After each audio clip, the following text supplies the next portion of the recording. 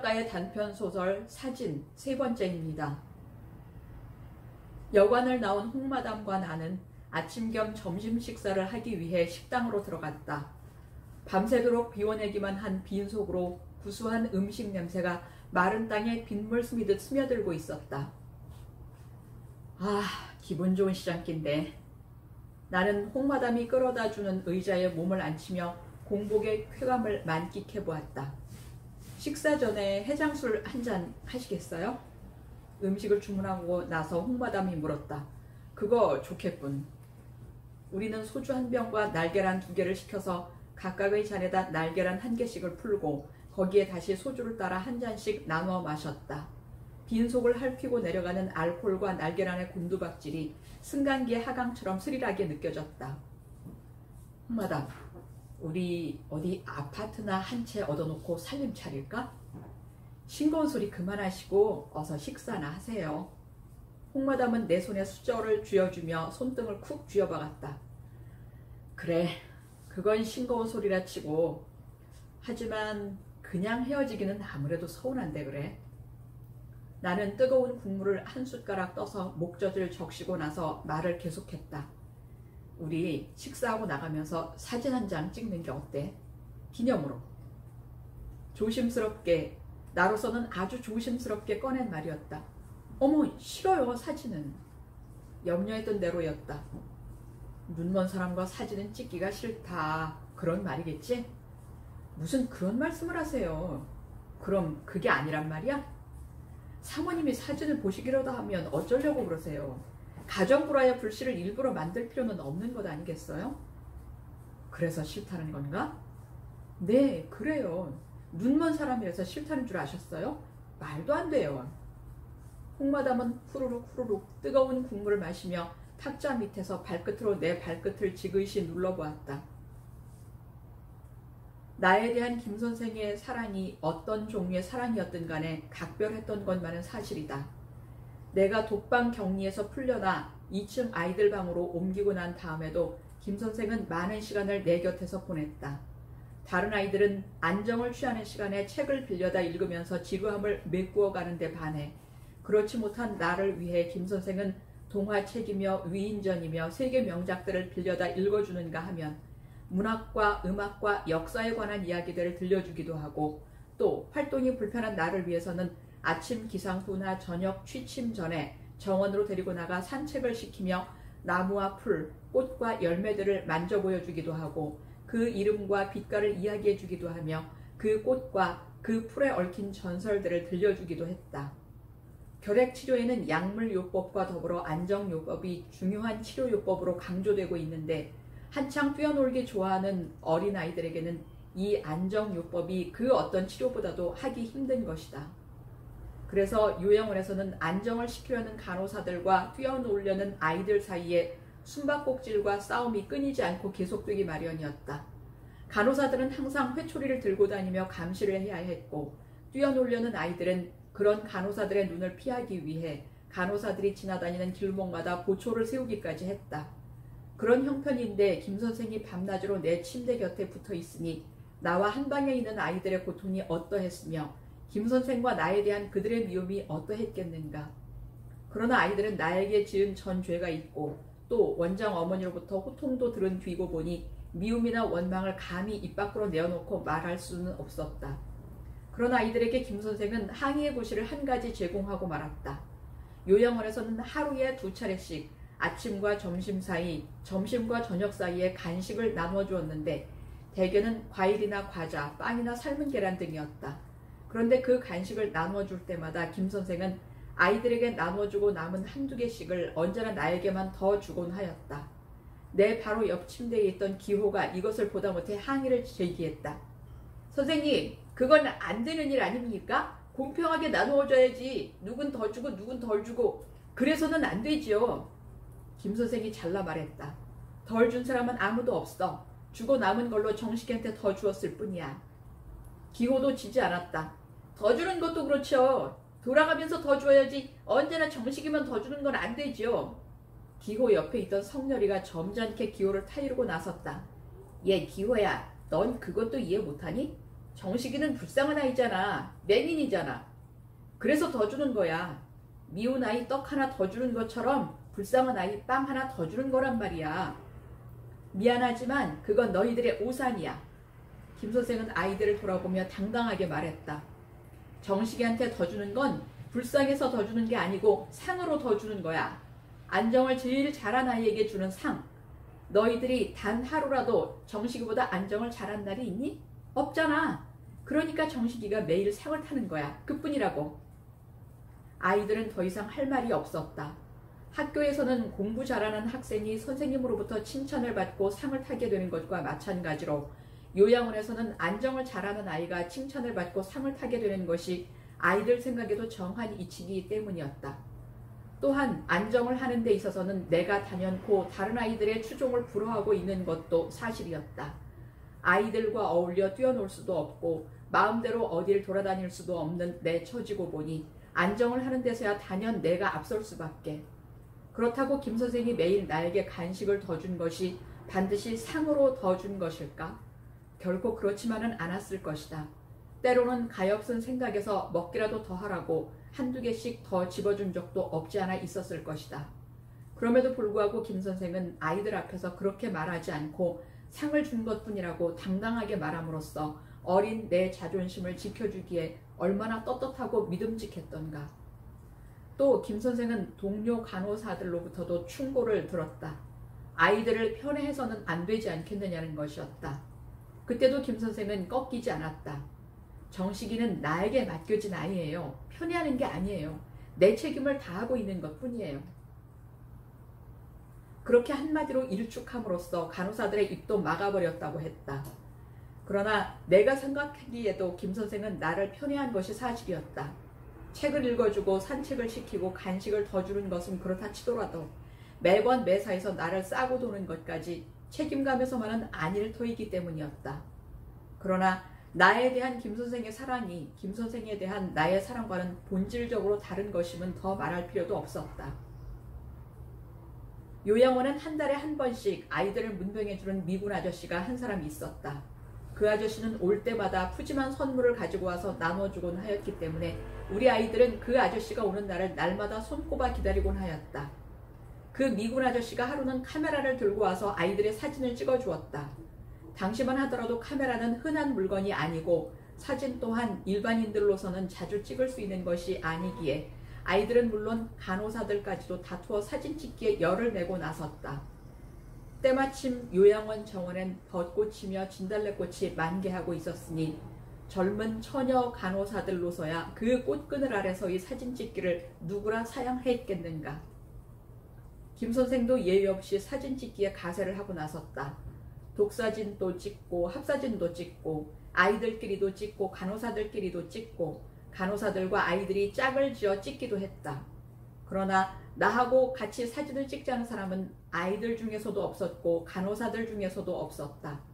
그러나 나는 실망하지 않았다. 김 선생님은 꼭 나하고 같이 찍자고 하실 거야. 나는 얌전하게 그때를 기다리고 있었다. 김 선생은 내 옆의 기호하고도 찍고 성렬이하고도 찍었다. 그 다음엔 내 차례겠지. 그러나 아무리 기다려도 김 선생은 나를 불러내지 않았다. 미군 아저씨가 또 찍을 사람 없어요? 마지막이에요. 할 때까지도 김 선생은 나를 불러내지 않았다. 결국 요양원 식구들이 다들 찍은 사진을 나 혼자서만 찍지 못하고 말았다. 사진이 모두 엉망이 되어버려라. 김 선생님의 사진은 새까맣게 타서 술검댕이가 되어버려라. 나는 속으로 저주를 퍼붓고 또 퍼부었지만 쓰리고 아픈 마음은 좀처럼 가라앉지 않았다. 나는 그날 저녁을 굶었다. 그리고 그 다음 날은 종일 아무것도 먹지 않았다. 김 선생이 걱정스레 왔다 갔다 하고 원장 어머니가 달려오고 의사 선생님이 불려와서는 청진기를 들이대고 가슴을 두들기고 배를 문지르고 모관을 들여다보았다. 이상이 있을 리 없었다. 종일 누워만 있으니까 식욕이 떨어진 거라고 진단을 내리고 의사는 돌아가 버렸다.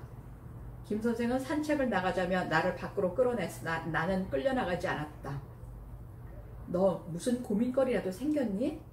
김 선생이 물었다. 그 목소리는 이제 더 이상 부드럽고 다정한 목소리가 아닌 요구의 목소리, 바로 그것이었다. 그날 밤 나는 아이들이 잠들기를 기다려서 이불을 머리끝까지 뒤집어 쓰고 허리띠를 풀어 목을 졸라맸다. 얼마가 지났을까? 김 선생이 조용히 이불을 걷어내고 내 목에서 허리띠를 풀어냈다. 그리고는 가슴에 내 목을 쓸어안았다. 아무 말은 하지 않았다. 나도 말없이 김 선생의 가슴에 안겨 있었다. 불룩한 김 선생의 젖가슴이 내 얼굴을 덮어 누르고 떨리는 김 선생의 두 팔이 내 목을 휘감아 나는 그만 죽으려던 생각은 까맣게 잊고 황홀하고도 그윽한 기분에 빠져들고 있었다. 그 불룩한 젖가슴에 손을 넣어보고 싶었다. 그 젖가슴을 파헤치고 갓난아이처럼 젖꼭지에 매달려 보고도 싶었다. 뿌리칠 김 선생이 결단코 아닐 것 같았다. 그러나 막 자살하려다가 깨어난 주제에 갑자기 천진난만한 아이로 돌변하기란 낯간지러운 일 아닌가. 그래서 그 절호의 찬스를 놓치고 말았는데 놓치기를 얼마나 잘했는지는 이야기를 더 들어보면 알 일이다. 다음날 김 선생은 사진관에서 사진사를 불러다 놓고 나를 밖으로 끌어냈다. 벚꽃 밑에서 찍을까? 진달래꽃 밑에서 찍을까? 김 선생은 내 팔짱을 끼고 정원을 오락가락하며 장소를 물색하다가 여기서도 찍고 저기서도 찍고 내친 김에 우리 실컷 한번 찍어보자꾸나 하며 생글생글 웃음을 감추지 못했다. 사진을 다 찍고 나서 김 선생은 나를 감나무 밑에 세우고 말했다. 이젠 됐니? 옆구리 찔러 절받기긴 하지만 사진사를 부르는 데는 돈도 많이 들었을 것이다. 기분을 풀지 않을 수 없었다. 네, 됐어요 선생님. 나는 피식 웃고 말았다. 너는 키가 너무 크고 나는 키가 너무 작고 우리 둘이 사진을 찍으면 안 어울릴 것 같았어.